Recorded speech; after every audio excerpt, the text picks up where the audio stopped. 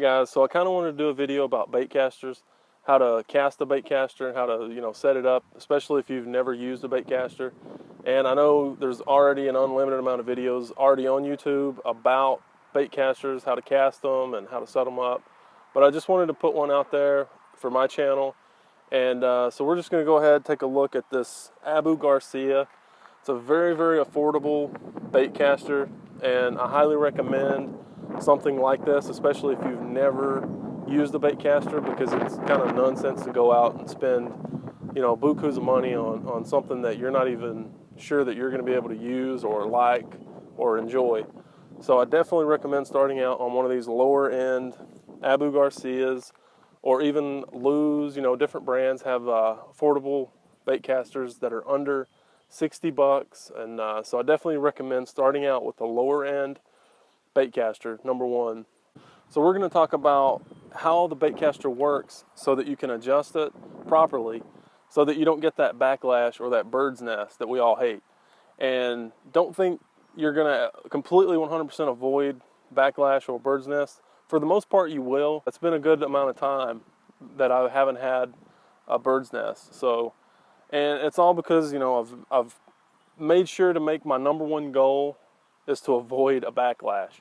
Don't worry about distance, don't worry about casting distance, and just focus on adjusting your reel for every lure that you tie on. It's all about the weight of your lure. Things are going to operate differently, so you have to make small adjustments with these knobs on this baitcaster so that you don't get the backlash and so that you do get good distance, all that stuff. But number one goal is to avoid the backlash. Alright guys, so the first thing you're going to want to focus on is the spool tension knob, which is the knob on the right side of the reel. And basically what this knob does is it changes how fast your spool spins.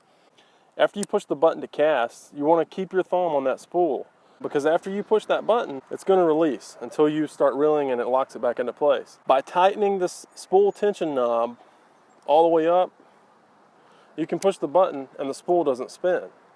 But if you slowly start to loosen this tension knob, you'll see the spool start to spin.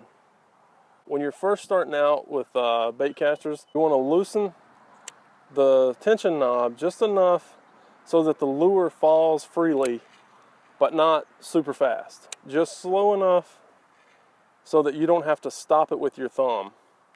Because if the spool is super loose and you do this, as soon as that lure hits the ground, you're going to get that backlash.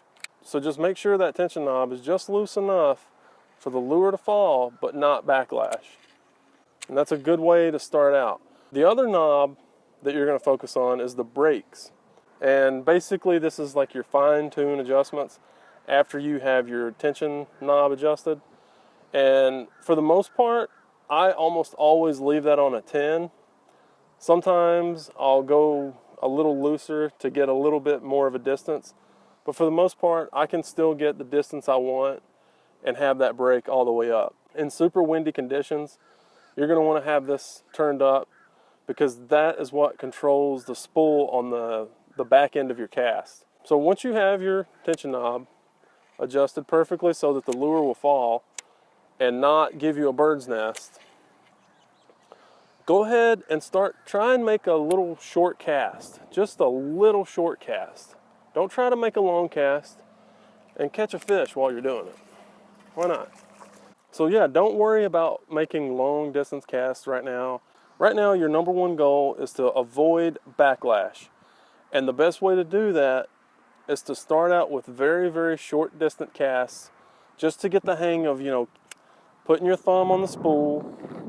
If you can see, my thumb's on the spool. When I release, I kind of keep my thumb on the spool. I don't completely let go. I basically just take the pressure off of it and let my thumb ride that spool.